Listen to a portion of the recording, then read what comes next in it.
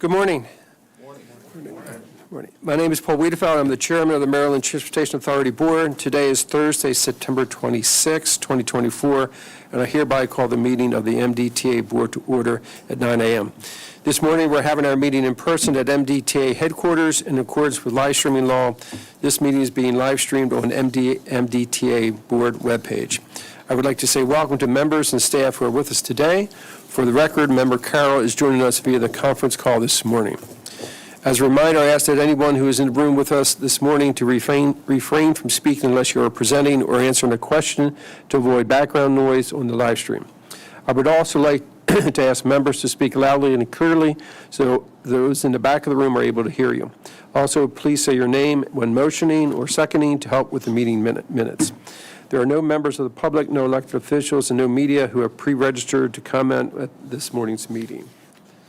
For those who are watching this meeting via the live stream, we have posted materials for today's meeting on the MDTA Board webpage, so you can follow along if you would like. We will now begin with today's agenda. Agenda item number 1 is approval of the open session meeting minutes of August 29, 2024. So moved, Mr. Chairman. Member Cox. Mr. Cox, second. Second, Member Gaines. Thank you, Mr. Gaines. All in favor? Aye. Thank you very much. Thank you, Mr. Carroll. The second agenda item is approval of several contract awards. Jeffrey Davis. Mr. Davis.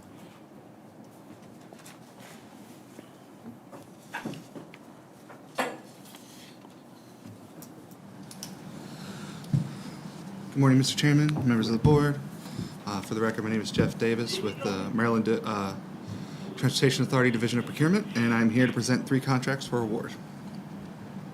The first is our contract KB 3007-0000R2, Police Headquarters Jeffrey, Building. excuse me one second. Member Carroll? Member Carroll? If you could put your phone on mute, please, thank you. All right, I'm sorry. My phone's been on mute, sir. Okay, we're hearing some background noise on the, all right, we'll check on our end. Thank you. Just, I'll start over just for clarity. The first award is for KB 3007-0000R2 for the Police Headquarters Building Envelope Renovation. We are seeking contingent approval to execute contract number KB 3007-0000R2. This project includes several upgrades to the 2-story police headquarters building at the Francis Scott Key Bridge facility. Project work includes, but is not limited to, exterior selective demolition and rebuild of the envelope, including masonry and flashing repair, roof repair and coating, and new aluminum column surrounds, repair of localized floor slab on grade differential settlement, replacement of an existing aluminum storefront vestibule, replacement of existing entrance canopy soffit and roof, and replacement of existing skylights, and provide new solar control window films. We received multiple bids for this work. The lowest responsible bidder is Jeffrey Brown Contracting, whose bid amount of $2,052,148 was only 3% below our engineer's estimate. And they have offered a substantial MBE participation schedule of 47.33% and a substantial VSBE participation schedule of 2.95%. There are no protests, and do you have any questions? Any questions for Mr. Davis? This member Ganjami, I'll move for approval. Is there a second? Second. Thank you, Mr. Rosen. All in favor? Aye. Thank you. Great. Thank you, Mr. Carroll. Thank you. Okay. So clarification I'd like to make on the next 2 contracts. These are not to exceed contracts, and I want to apologize for not putting the not to exceed amount in my memo. I will explain it to you here today, and we'll make sure in the future that the NTE amount is clearly identified in our documentation.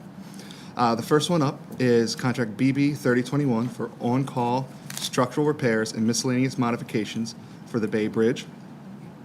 We are seeking contingent approval for this contract. The scope of work for this contract includes performing structural steel, concrete, and miscellaneous on-call repairs that will be required on an as-needed basis and as directed by the engineer. On-call repairs will be performed on the William Preston Lane Jr. Memorial Bay Bridge facility, which shall include but is not limited to the twin bridges, sign structures, and gantries. Okay, so for this bid, This was a not-to-exceed contract. We were going to award up to 3 contracts. We did receive a single bid. That single bid was from Marksman, or MD Miller Company, in the amount of $11,474,225. Our original budget for this contract was up to 3 contracts and up to $23 million. In consultation with engineering, they have decided to award the single contract $18,860,000 not to exceed amount for work order-based assignments on the facility. So the bid price of $11,474,000 was to establish unit prices for the services underneath the contract. Now, we did receive a single bid, so I wanted to talk a little bit about that. I have here a determination that was drafted by the procurement officer, and I want to highlight a few comments from it. So we received, our original bid due date was going to be June 11th, 2024, and we decided to push that date back to June 26th because we had not received substantial interest in the contract at that time. So the additional 2 weeks, we used that time to directly contact all 579 contractors who had received notification from the MO website, and we asked them to complete no bid forms, which is a form they would let us know why they chose not to bid on a contract. Additionally, we located 75 more firms who may be able to perform the work and direct solicited them as well. And we ended up getting a single bid. So what we did was we sent out additional no bid notices again to the same firms and everyone else we direct solicited.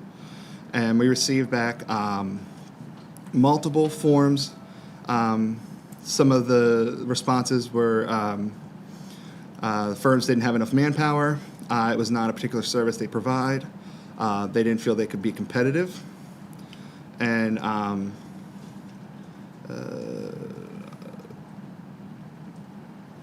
okay, so same comments. Okay, sorry, I haven't written twice in this memo here. It's the same comments, just different rounds of no bid requests.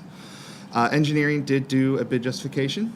Not that the bid was too high or too low, but they wanted to make sure that the pricing was fair and reasonable, and they determined that, yes, this would be a fairly priced contract, and we do have a history with the MD Miller Company, so they felt it was in our best interest, and we agreed to move forward with the single award in $18,860,000. Any questions? Any questions? I have a question. Do we have an on-call contract in, live right now? Excuse me? You have an on-call contract that's... Yes, so we have who has several. that? We have several on-call Bay Bridge. We have several on-call civil contracts. This one's specific for Bay Bridge. Cass, do we have a current one? Yes, we do, but it's running out of funds. Right. We have an Do you want to come up, or Jim? We do have an existing one. I mean, I'm astonished that you could only get one bidder. You must not be a very good salesman, or whoever made these calls.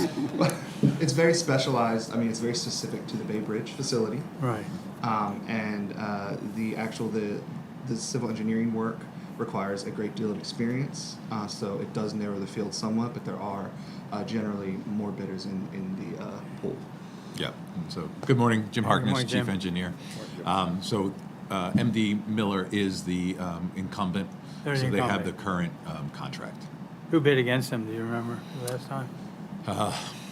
I don't recall. Yeah, all right. There was one other bidder The last main thing time. was you got the incumbent is interested, I guess, yeah. I mean, to send out or notifications to 595 companies sounds like a big waste of time. Because you guys should know which ones who might be interested in this. They're probably 25 maybe, We or try to something like that. capture. We try to capture anyone who has listed these commodities as their skill set in the EMA website. But we also hope by sending out to that many firms, we're capturing some subcontractors. We're capturing some minority-owned, veteran-owned firms that can seek out the primes and try and partner. So it's about spreading the word of the contract. Right. But we always direct solicit the primes, the 5 or 6 primes that we know, Right. Go after it. And we do have, like I was going to say earlier, we have multiple on-call civil Right, I know. contracts. all over the state. So it's possible that those firms, the responses to no bid notices are anonymized here for me. I'm sure I could dig into it and see who specifically sent them, but it's possible that they didn't have the bandwidth for an additional one. Thank you. Yeah, I'll just note, there are a number of major bridges, particularly on the Amtrak facilities, even in Maryland, that are currently being actively pursued. So that may have had some influence, I don't know. Mr. Chairman, I have a question. Member Von Paris? I'm trying to get comfortable with this, but I'm still confused about the 18 million. Yes. And so- also, Yes. is this a, something urgent that we have to have, we have a deadline to have this done? What's the sense of urgency on this? Because I'm confused by this. Sure, I will explain it from my procurement side, and then Jim can talk about, his need on his side. So we put the contract out there for up to 3 awards, up to $23 million total, because our goal was to have enough coverage for the next 5 years of work. Since we only had the single bidder, we had the opportunity to settle on the amount of funds we needed to give to that single bidder to make sure we had coverage for the 5 years of the contract. How we came to that dollar amount would be something that Jim's team did during their justification. It's an internal calculation to get to the 18, or to the 11. Right. We're Okay. essentially putting together assumed quantities of work so that we can set bid prices. And then that estimate is not necessarily tied to the total dollar value that we have available and the anticipated need. So the 18 million is tied to our anticipated need over the next few years. And this was our first attempt at a multi-award on-call at the Bay Bridge. So that's why the estimate was lower than the total dollar amount.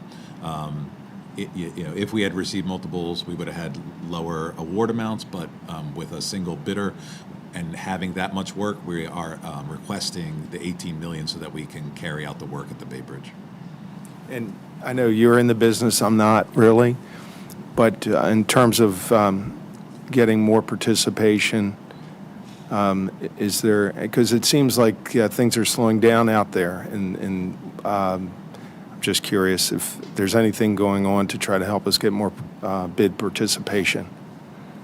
I don't know, best practice on that, but I'm encouraging that. I guess everybody, we've Yes, kind of yes. covered So that before. Competition, if I may, competition is the priority goal of procurement in the state of Maryland.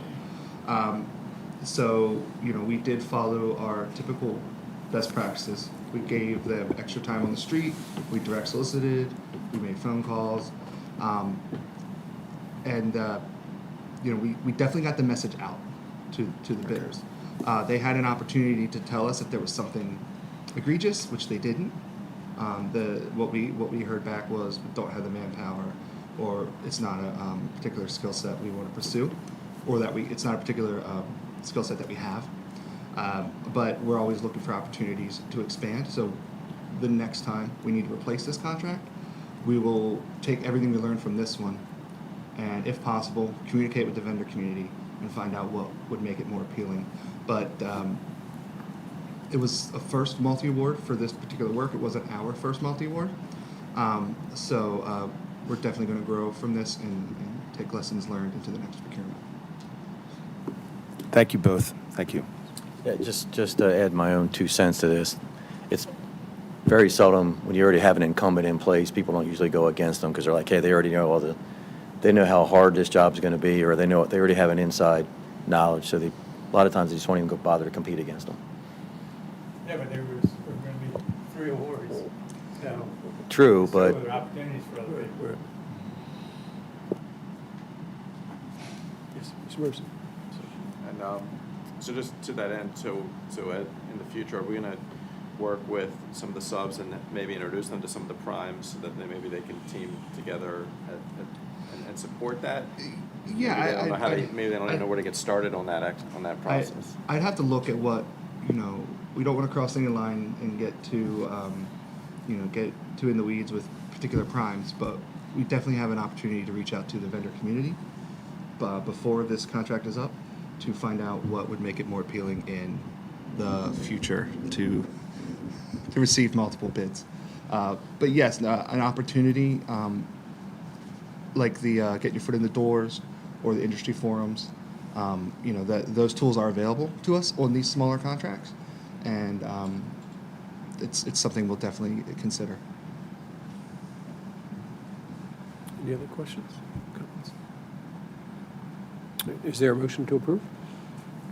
So moved, Member Gaines. Member Artinger, I'll second. All in favor? Aye. Thank you, Member Carroll. Thank you so much. Like the previous one, this was also a not-to-exceed contract, so I'll clarify that in my comments. This is contract number MR 3037 for on-call signs, sign lights, and sign structures. This contract is to provide for installation, modification, and/or removal of highway signs and ancillary infrastructure and equipment such as sign support structures, traffic barriers, sign lighting, and related electrical components. The work on this contract will be performed under on-call task assignments directed by the Maryland Transportation Authority engineer. The work under this contract may be performed at any MDTA facilities, including the Baltimore Harbor Tunnel, Fort McHenry Tunnel, Francis Scott Key Bridge, Governor Harry W. Nice, Senator Thomas Mack Middleton Memorial Bridge, the Intercounty Connector, John F. Kennedy Memorial Highway, Thomas J. Hayden Memorial Bridge, US 40, Maryland 222, the William Preston Lane Memorial Bridge, and the Point Breeze facility, and related approach roadways located in Anne Arundel County, Baltimore City, Baltimore County, Cecil County, Charles County, Hartford County, Howard County, Montgomery, Prince George's, and Queen Anne's counties. So this contract was advertised as a not-to-exceed contract for $6 million. So what we did is we notified the firms that we will be awarding a $6 million contract, and that the pricing that they submitted in their bids would be used to generate unit pricing for the life of the contract and to price out task orders. We received 3 bids. The lowest bid, Collinson Incorporated, was 8% below the engineer's estimate, which did not require a bid justification. The MBE participation for this contract was 17.5%, and they submitted a plan for 17.58%. And the VSB participation goal was 1%, and they submitted a plan for 1.05%. There are no protests, and we have worked with Collinson in the past, and we believe they'll be a great contractor for this work. And does anyone have any questions? Member Rosen? Just one question. So we advertised it as not to exceed 6 million, and 2 of the bidders greatly exceeded that. Yes. So Why did they take their time to do that? well, had they been the lowest, and had we done a bid justification to determine that maybe our estimate was wrong, it would have developed unit pricing for tasks, but they would not have received a contract over 6 million. Yeah. Good catch. Any other questions? Is there a motion for approval? So moved, Member Gaines. Second. All in favor? Aye. Thank you very much. Thank you, Member Carroll. Thank you. Thank you, Jeffrey. Third agenda item is the update on major projects. Jim, you have to walk very far. All right. Good morning, Morning. Mr. Chair and members of the board. Again, Jim Harkness, Chief Engineer, just presenting our quarterly update on our major capital projects. We have 14 projects for you today, 11 projects under construction, 1 project in procurement, and 2 of the projects in design. The first project is MA 2257, which is the electronic toll collection. This is the CAPSH lane side update. So CAPSH is just currently underway supporting OEC efforts on the capital program side of things. So currently projects in the northbound ETL extension. They are supporting us there, and they are also supporting us with the upcoming conversion of the Baltimore Harbor Tunnel to the AET. So that is the work that they currently are doing on the lane side. Our next project is the nice Middleton Bridge, both the bridge itself as well as the campus. We are nearing completion on the demolition down there. So the contractor has been working over the summer and is almost fully complete on the demolition of the existing bridge. They have completed their stream restoration work, which was part of our environmental mitigation for the project. And then the campus building contractor is performing some just site cleanup, punch list items in the building before they close out that project. With these two projects drawn to an end, we'll be removing that from this list at your next quarterly update.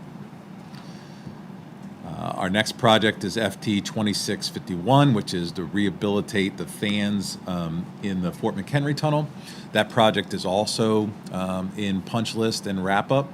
So all the testing is done, everything is complete and accepted, and we are also moving to close that project out as well. Move now to the first of the I-95 ETL Northbound Extension projects. This is the toll lanes from Maryland 43 to 152, KH 3009.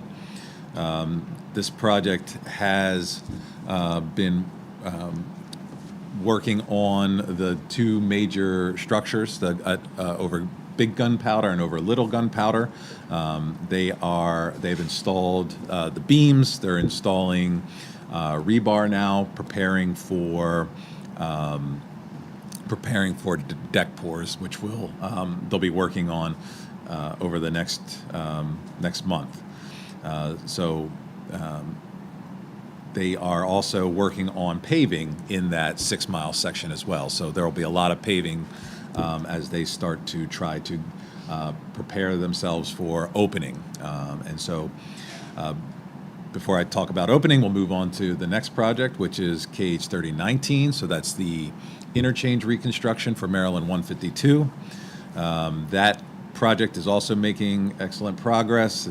They've working right now on Maryland 152 in the median, and so they're installing the raised median that goes into that project. So essentially the bridge is all complete in terms of the major installation. New deck is all installed. They're now back into the middle, just installing that raised median. They are also working on paving now and other finishing items such as lighting and some of the barrier wall and W-beam installations. So over the next 90 days, they're looking to complete these projects to a point for substantial completion where we can actually look to open the express toll lanes by the end of the year. So that's our target, and we are on schedule for that.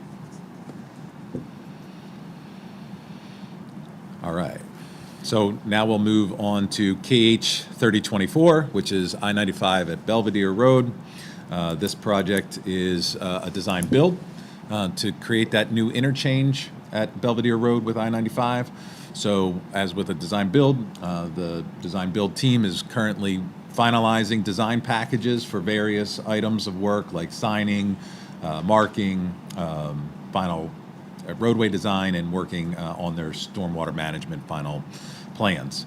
The contractor out in the field is currently working on installing erosion and settlement control features with some of their stormwater basins. They also have some of their emergency spillways, and a lot of excavation has been occurring out there. We also, just to let you know, we have automated speed enforcement on I-95 in that section in order to protect the work zone. And so that is setting up the contractor to be able to work in the median, because they'll be starting to work on driving pile for the bridge, the main structure, in the median in the next month.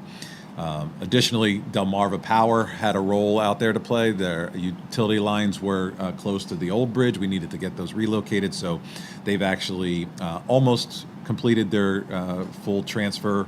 They actually moved the line earlier this month during an overnight closure of 95. So successfully, and so making good progress on that project. Moving on, we'll go to it's the Bay Bridge redecking, eastbound redecking. A couple project numbers there, but the first package, package 1, that's the project. It is currently under construction. The contractor is finishing up his truss strengthening for that package, so he's worked his way from the through truss to the suspension truss with their truss strengthening, so they're almost complete with that task. Deck panel installation is ongoing, so we have 41 of the 156 panels installed, so we're over 25% installed on new deck panels. Mr. Chairman, we had a little bit of a tour a week or so ago, and I want to thank Jim and his team, Mary and Natalie and everything, arranged the tour, and I can tell you it was fantastic. Remember, again, Jimmy was with us, and what we saw that evening was just incredible. You went out in the middle of the night. Middle of the night. Thank you. That's when you have to go. Got home about 1 a.m.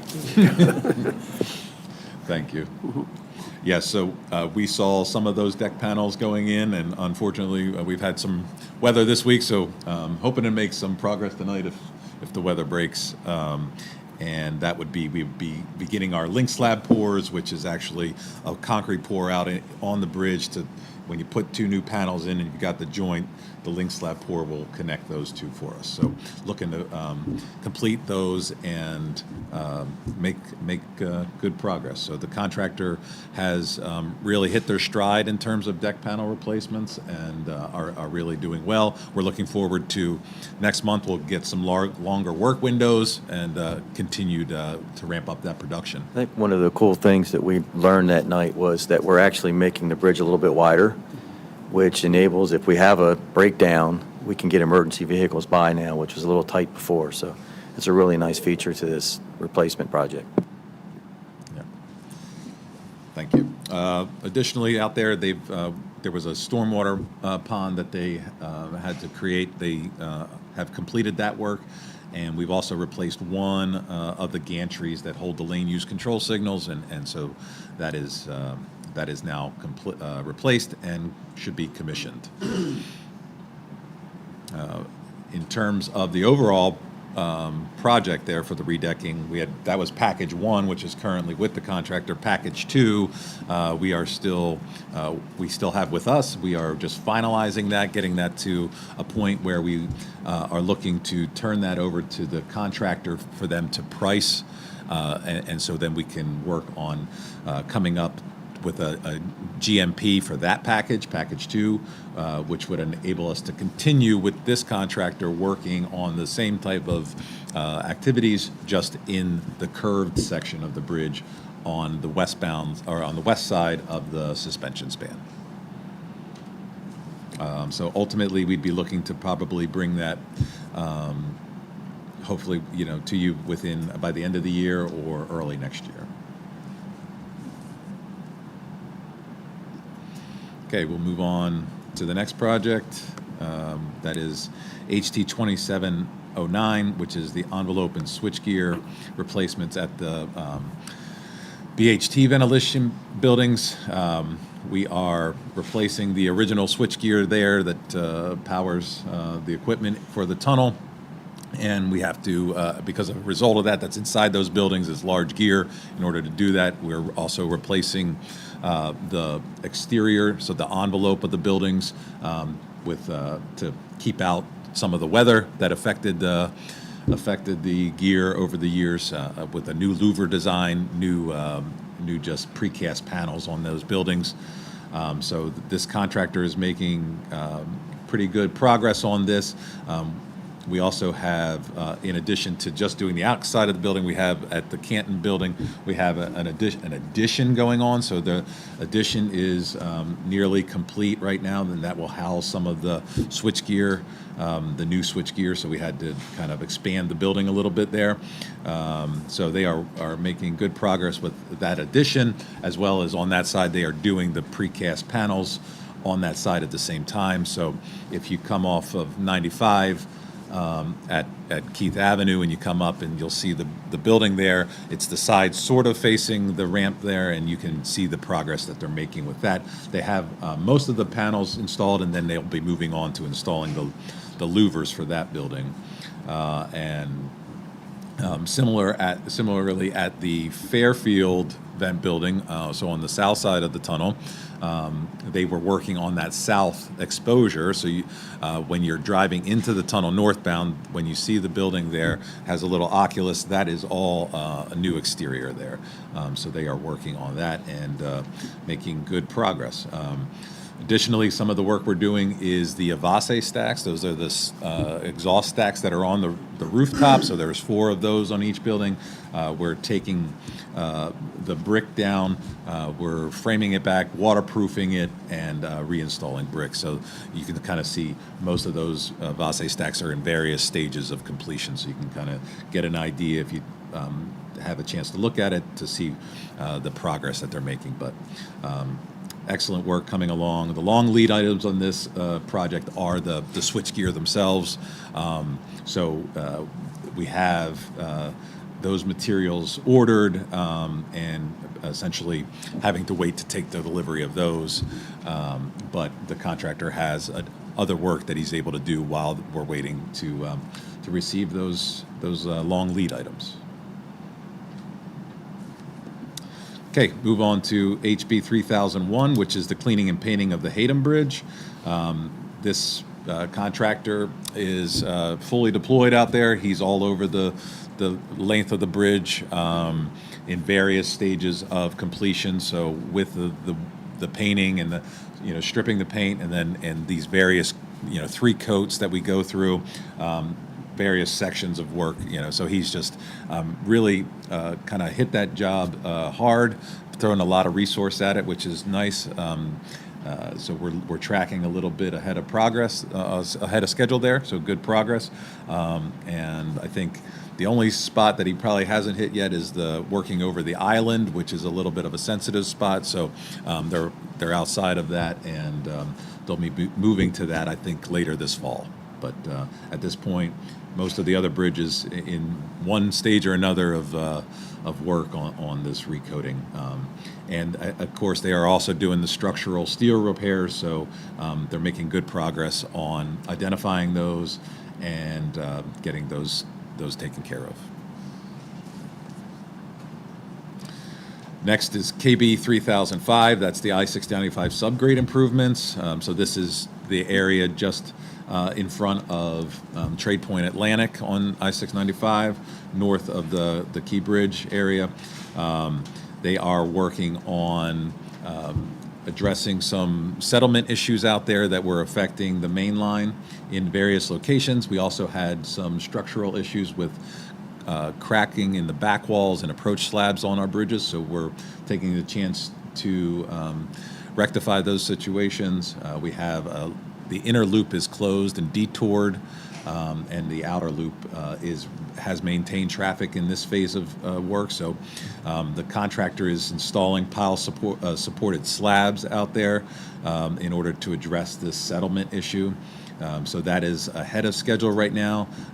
There are 2 concrete pours to finish in early October. The back wall work that I talked about on the bridges is underway at 3 separate locations, and those are on schedule but not ahead of schedule. So we are ultimately looking at trying to do a traffic shift later in November of this year, which would flip-flop the closure from inner loop to outer loop, and we'd be able to reopen inner loop, but we would then close the outer loop of 695 in order to complete this work. This contractor is also doing some grouting of the subsurface, so installing grout in order to stiffen it up to stop some of the subsidence that we've had, and making pavement repairs there as well. So a lot of work out there, and it's progressed really well. Good contractor working hard. Move on to KH 3020. This is a third of the I-95 ETL Northbound Extension projects. This one is to kind of complete the managed lanes from the 24 interchange north to Bynum Run. This project received your approval in July. We've been working with the contractor to get their contract finalized. That was sent out last week. We anticipate providing them with NTP by the end of this month or early next month, and the contractor is ready to get working in October and get underway with that work.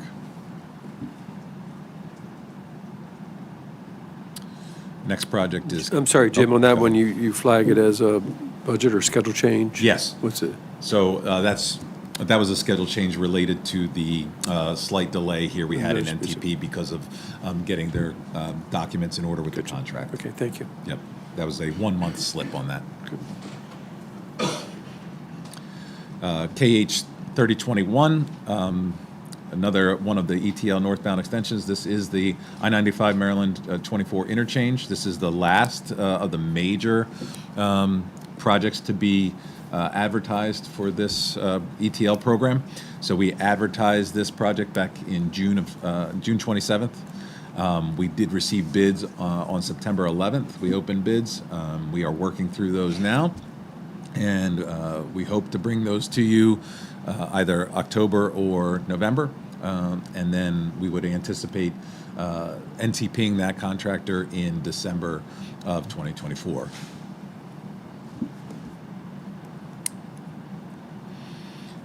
Now we have KB 4903, which is the Francis Scott Key Bridge replacement.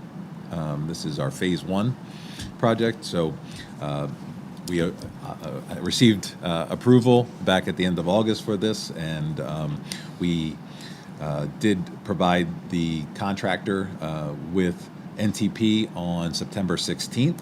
So with MDTA and the contractor, we've established a whole slew of task forces to begin working on each of the separate disciplines related to this contract. So we are meeting with them, and we have meetings all day, Tuesday, Wednesday, and Thursday. So we are hard at work getting our feet under us and starting to put together the requirements that we're going to have for the contractor. We also are working on a project office, so we have a project office site selected. It's down in Hanover near the airport, and that's where we'll be holding the design meetings. And then later on, as we enter into construction, we'll have a construction project office as well, closer to the project location. In addition to working with the contractor, we've also been working with MDE on permits. So we've had 2 permit hearings with MDE. One in early August was on the demolition permit, and then just on 9/17, on September 17th, we had our second one, and that was for the rebuild project itself, the environmental impacts from that. We have received the permit from MDE. I think there's one outstanding demo permit, and that's from the Army Corps. We expect to have that today, actually. And then the hearing on 9/17 for the overall rebuild went well. We had a few persons turn out in support of the project. No one opposed the permit, and so overall it was well received.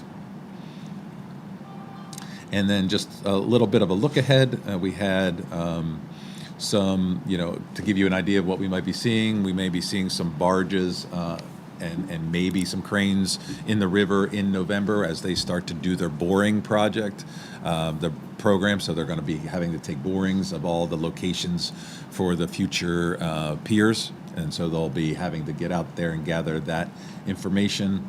So we'll possibly see some activity out there in November. That information will help feed into a pile load testing program that we'll have to have underway in early 2025. There's some long lead procurement items that go along with that because it's a very sizable pile, as you could probably imagine, for a large structure. And then along with that load testing, then demolition would also be accompanying that in early 2025. And ultimately, finally, we still hope to have reach our 50% design in spring of 2025. That's all I have for Key Bridge.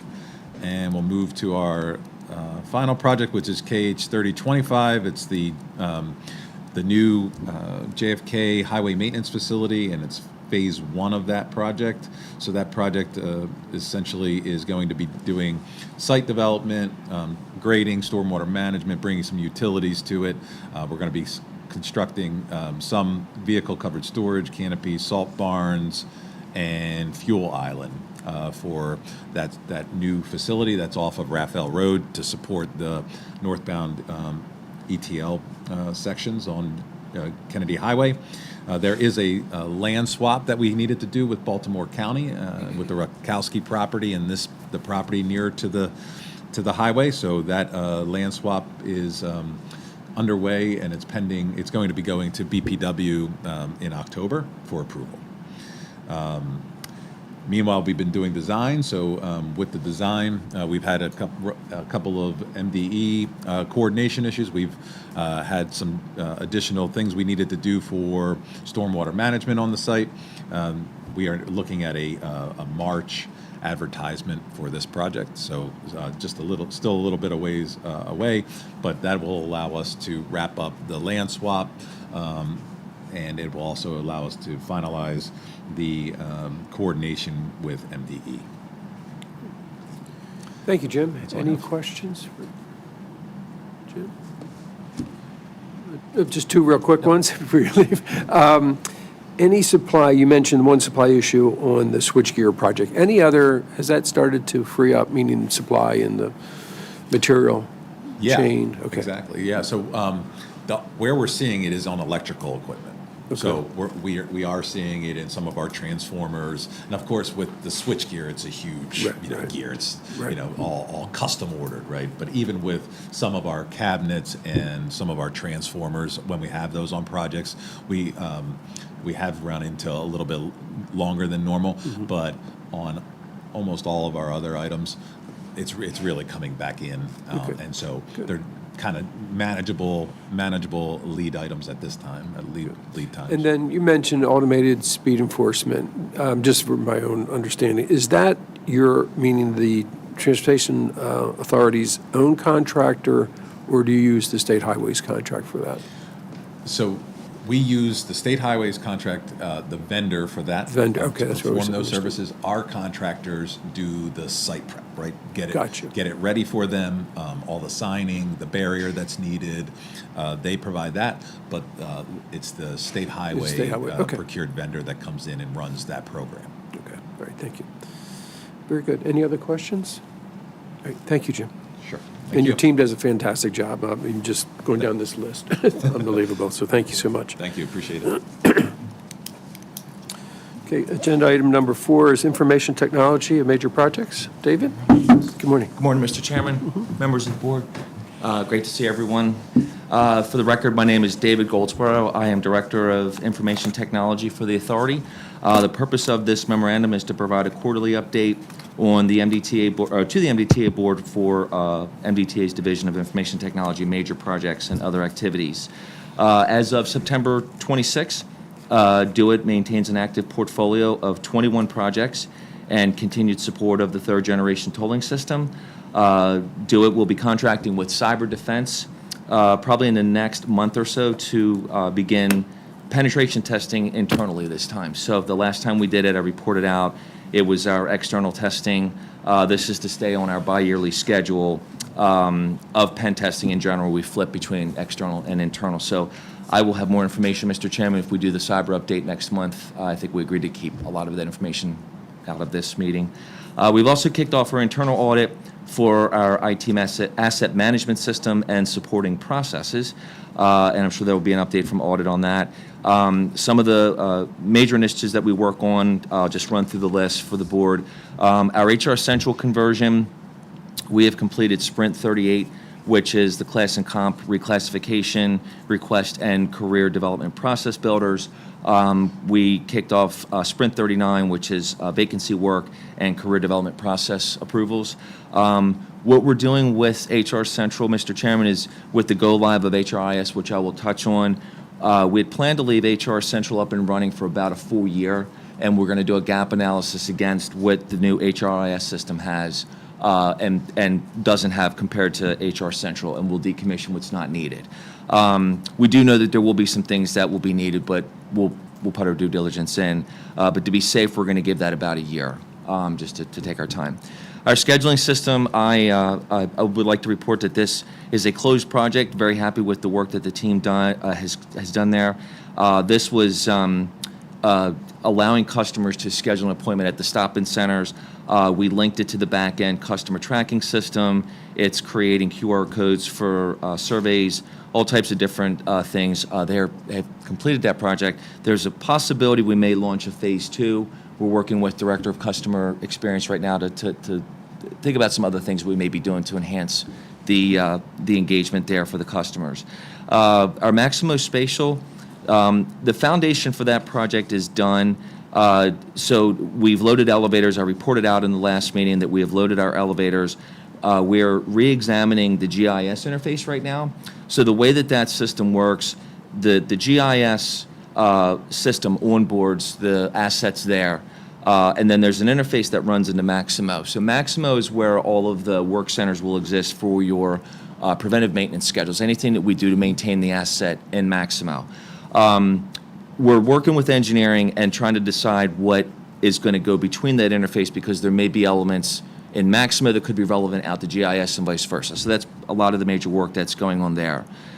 Our Dynamics Financial Management, we have 2 major components left. It's the payroll interface, which is used to populate the projects component of SL, which is how everything is costed out for our projects. And since Maximo is our purchasing system of record, we do have some contract data that we need to shift out.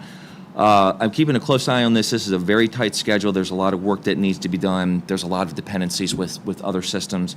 But I am keeping a very close eye on that, and we'll have a better update in December, which will be our next update. HRIS, the soft launch was completed. I would like to say, Mr. Chairman, congratulations to that team. That was really great work. Good feedback so far. We are working through testing of the interfaces. I've seen I think it's the Manager Work Center. It's a great product. It's really nice to see that come to fruition. Our data center improvements, the contract was approved by BPW, I believe, a few meetings ago. We've got a walkthrough scheduled for October 1 with our vendor. So down at the ICC, we will be replacing the UPS and our in-row cooling units. The room has been resized because of the footprint of the tolling vendors, so we will have to add a third in-row cooling unit, and the UPS will be upsized to hold that center up in the case of street power loss, and that gives us the ability to flip over to the generators. At JFK, it's an expansion of that data center because of the requirements of more on the lane side, the CAPS lane side. They're needing more rack space. That's a smaller data center. It's also our DR site. So we are building out on the back end where the lockers are. We're expanding that footprint. And as well, the cooling in the UPS will be resized to take care of that data center. Once that's done, that will really solidify the data centers as far as power and cooling for the next 8 to 10 years. Really happy with the progress that's made there. Our clearinghouse application, we are going through our data loads, validation, also walking through Paul Trunick's group, Health and Safety, to just make sure that system is meeting their needs. We are going to validate that system against what HRIS does have, the new system. There's a possibility we may be able to flip over to there, but to not infringe on that schedule, we're going to go ahead and complete that because we're so close, and we'll evaluate that on the other side of the new year. Police body-worn cameras, we are working through the install of the docking stations. The docking stations, I believe, are 5 to 6 units per per station, they plug into a power and data jack, and that's how the video gets uploaded to the Axon website. The power and the data needs, we've met with our facilities as well as our telecommunications group, Dave Dykes. I believe we're on schedule there to get that work all completed. We're waiting for shipping information, I think, from the vendor. It's a very large equipment order. And we do have a tech representative from Axon assigned, so we are holding weekly meetings with them, but I think we are in good shape. We are working with Jeff and his team, procurement. We will have to put some sort of a warranty extension in place for Coban, which is now Safe Fleet. And so we don't want to have to expedite the cars. The focus is the body-worn cameras. So eventually the cars will have to be converted. So we're looking at maybe a 2026, 2027 warranty period extension for the Coban system, which will allow us to stage the cars appropriately. If we get done sooner, we get done sooner. Maximal upgrade, as I reported out, that is a shift to version 9, which is a major shift for IBM. We completed an intermediate upgrade, which is to 7.613, which is a preparation for that upgrade. We've also received approval from State DOIT to put a contract with IBM for support for that upgrade, and then the other ancillary things that we need to do. So we're working through that procurement process. That really is a placeholder. I just want to keep the board aware of what's happening there. And just 2 quick operational activities, Mr. Chairman. We've begun redundancy testing for the wide area network. So what we do is we go to each of the major sites and we do an actual shutdown of the primary switch, let it fail over to the backup, and then when it's successful, reverse it back. We've gone through several sites, and it's a great exercise for DR and really just to test out our network configurations. So far, knock on wood, everything has worked appropriately. So really happy with the work that the team is doing there. And one final note, we have kicked off our yearly financial audit. That's a mandated audit. There's a schedule of deliverables, so I think we'll be okay with Clifton, the vendor that's handling that. Please take any questions for David? Member Rosen? Thank you, David. Great presentation. Are we, in terms of AI and exploring AI, are we implementing any AI into any of our solutions? Are we exploring business use cases for AI? We are. There's a work group, an AI work group that has been stood up, and so we're exploring opportunities for what AI would look like. There was at one time the government, State DOIT actually put a hold on AI to kind of just get a sense of how they wanted to proceed. And then the governor has put an executive order in place, as we may have seen, to actually get AI infused in. So once that was lifted, we launched an AI group, a functional group, to kind of start taking a look at some of those technologies. But yes, that's on the horizon for us. And we're considering how to leverage it for both customer-facing utility as well as internal processes? Yes, yes. DR, data recovery, Sorry, disaster recovery. disaster recovery. Yes. Okay. I'm trying to keep Same it thing. interesting for you. Did you have a question? Just DR. All right. Sorry. Any other questions? One quick Yes, sir. one on the appointments effort that you're doing, the Easy Pass.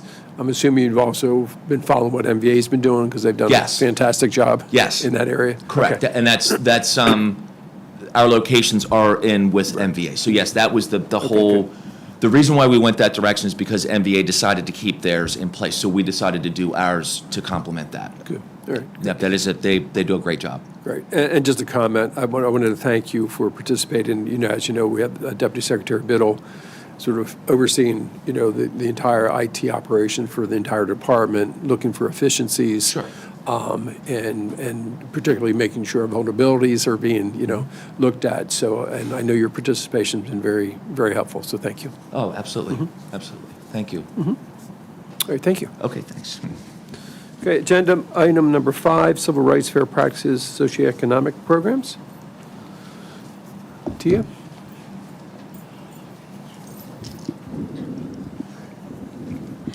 Good morning, Chairman Morning. Wiedefeld and board members. For the record, Tia Rattini, Director of Civil Rights and Fair Practices, to provide you with an update today on our socioeconomic programs for fiscal year '24, fourth quarter. On Table 1, are our DBE, Disadvantaged Business Enterprise Program update, the debris removal and disposal and cleanup of the Francis Scott Key Bridge. There was a 3% DBE goal, and as of June 30th, they reached a 2.05 DBE participation. As an update, as of July 31st, that DBE participation is up to 3.25, so they are exceeding their 3% goal. The interchange at Belvedere Road, there is a 23% goal, and they're currently at 13.01. The Nice Bridge replacement, there is a 16.14 DBE goal, and current attainment is 17.80. The campus improvements at the Nice Bridge, there is a 23.86% DBE goal, and their current attainment is 25.16%. For our 3 A&E contracts for the Nice Bridge, AE 3049, 26.45% DBE goal, and attainment is at 26.82. AE 3050, there's a 26.6% DBE goal. Current attainment is 25.57%. And AE 3051, there's a 26% DBE goal, and current attainment is 22.14%.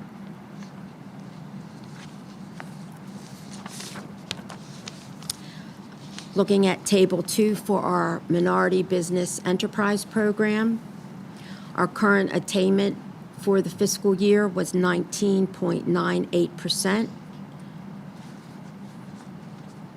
with a total prime contract awards of $531,955,000, and MBE subcontract awards were $106,273,495. Looking at Table 3, there's a breakout by ethnicity in the categories.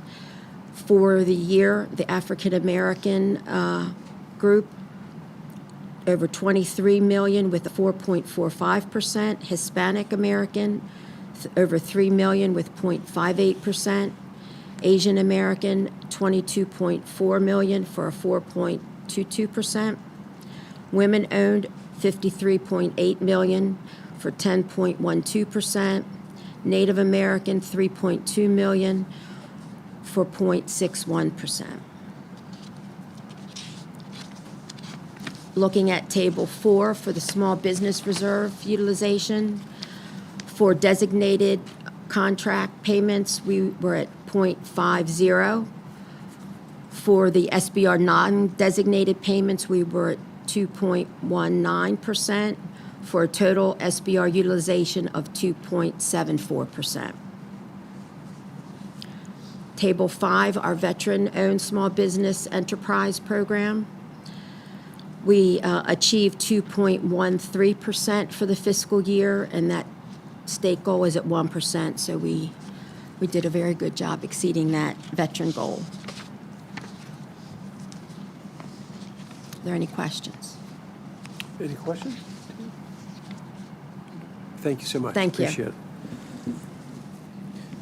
Agenda item number 6, Audit Committee. Member Penny. Thank you. Yep. The Audit Committee met on September 10th, and we were notified that the Office of Audits is on track to complete the 13 audits in the fiscal year 2025 audit plan. 1 audit is complete, 3 are in progress.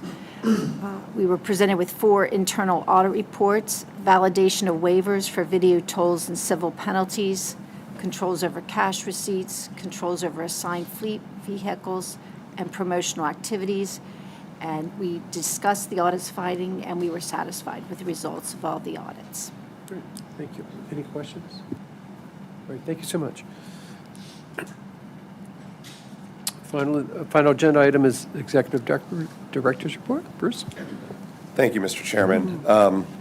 Just like to start by acknowledging that this is the 6-month anniversary of the collapse of the bridge.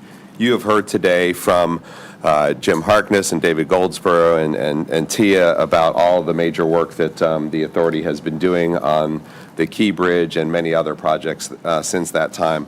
I just want to thank the team for some of these major efforts. I mean, there's brief reference to the HRIS project. That has been quite an undertaking for our HR team over the past several months for that implementation, in addition to information technology.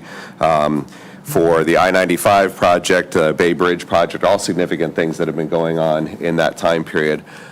This week did mark another significant event in relation to the Key Bridge, and I think it's appropriate to acknowledge all the work of Attorney General Brown's team, particularly our own Kim Millender, for all the work that went into the litigation and the filing in federal court earlier this week. There was a press conference by Attorney General Brown and the governor that the secretary and I and Jonathan Daniels were able to attend. And I just need to extend my appreciation for the Attorney General for really all the work that's gone in to hold the ship owners accountable for the actions leading up to and on the day of the 26th. So wanted to make sure I did that before going through some of the other nice, more pleasant things that we have to talk about today. Moving on to some of the highlights of what we have been doing within the authority with our people and our stakeholders. On September 4th, the MDTA Police held a promotional ceremony for 8 members of the police that were promoted to new duty assignments. I was unable to attend, but I'd like to thank Percy for giving remarks on my behalf and doing a great job there. I'd like to add my congratulations to each of those officers who earned a new assignment in that process. I'd also like to commend Colonel Scott and his leadership team for their professionalism, dedication to every member of the MDTA police organization for putting a priority on mentoring and fostering professional development for their members. They do an outstanding job. Even had an event for the retirees yesterday in the midst of the gray overcast day, but it sounds like it was a phenomenal event according to our colonel. But anyway, on September 20th, more to business with our stakeholders. MDTA Police partnered with Maryland Motor Truck Association on a webinar which covered the transport of hazardous materials through our tunnels. So it was a great opportunity to provide education to those stakeholders. Corporal Kevin Burke participated in that. He went through a presentation and just through the detailed process on the COMAR regulations related to tunnel restrictions. So like to thank the police force and the corporal for doing that with and Maryland Motor Truck for putting that on. September 19th, Division of Civil Rights and Fair Practices held another successful outreach event doing business with the MDTA. They do these quarterly. We had 79 attendees over at the MDOT headquarters building. We had a state delegate, Delegate Simmons from Anne Arundel County, participate, as well as members of Secretary Wiedefeld's staff and Lynn Farrow in External Affairs. 3 members of the Governor's Office of Minority and Small Business Affairs, as well as the Department of General Services, Department of Commerce. So prime contractors in attendance. We had over 6 primes kind of introducing themselves, presenting them to the MBEs. Got some good insight on how to tweak the program a little bit for future events. And we have already scheduled 3 events in March, June, and September of next year to continue those efforts. In addition, and Kiewit actually was one of the prime contractors that attended the event there. So Jim and his team and Percy and his team have already started engaging with Kiewit on the big work ahead to reach out to the small local businesses here in Maryland about what their needs will be when we get to that construction phase. So we're also looking forward to working with the Black Caucus to coordinate an event that they are interested in holding to help with our Key Bridge efforts. In the look ahead, we do have a Bay Bridge advisory group that is scheduled to meet on October 2nd at 6 p.m. So those meetings are open to the public and live streamed on Teams. We are also continuing the CTP tour meetings that will run through October. Secretary is getting to attend a lot of those. I'm only going to a few, but have already participated in 2 to date. So it would be so it's going to be busy fall as it always is. At this time, I'd like to pause and we'd like to do a presentation and award for our Employee of the Quarter. We had a big agenda, lots of meaty stuff last month, so I'd like to thank the team and the individual involved for holding off on us for this month, but to explain a little bit about our Employee of the Quarter for the second quarter of 2024.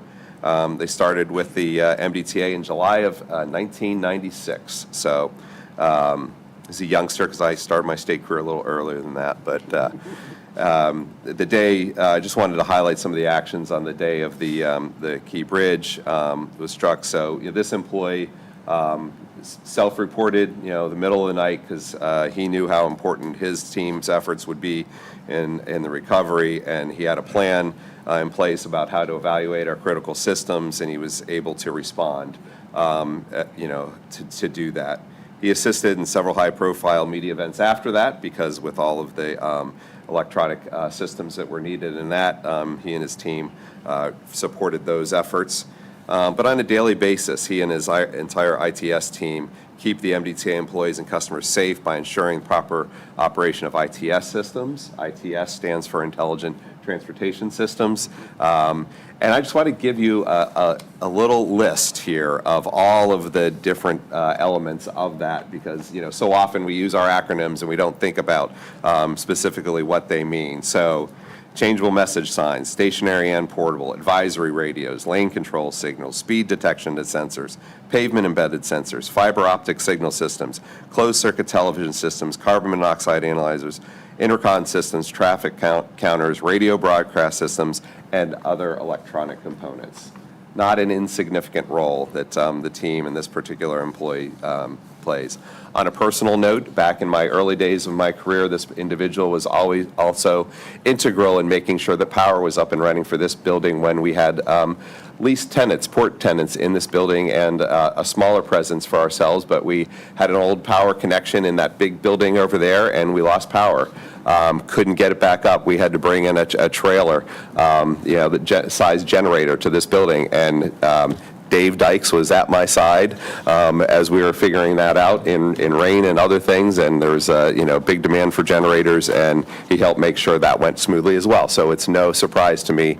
I kind of knew in the middle of the night on the 26th that people like Dave would be out there doing their job. So please help me congratulating Dave and the manager of MDTA's ITS systems as Employee of the Quarter.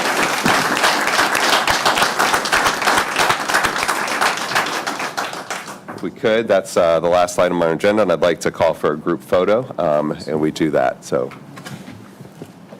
and he loves attention just as much as Kim Millender.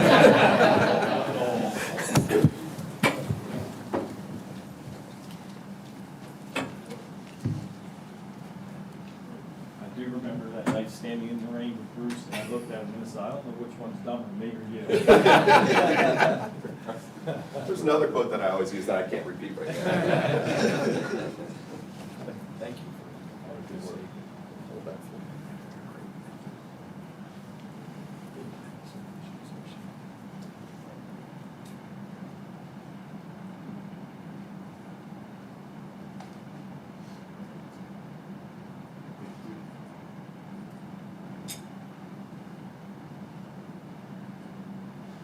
There we are. Thanks. Congratulations.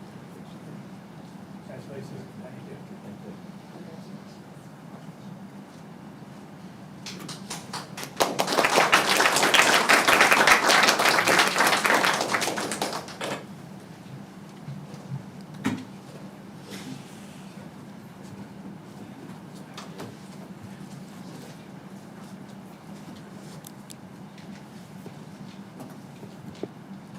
Conclude your remarks? Oh, thank you, Bruce.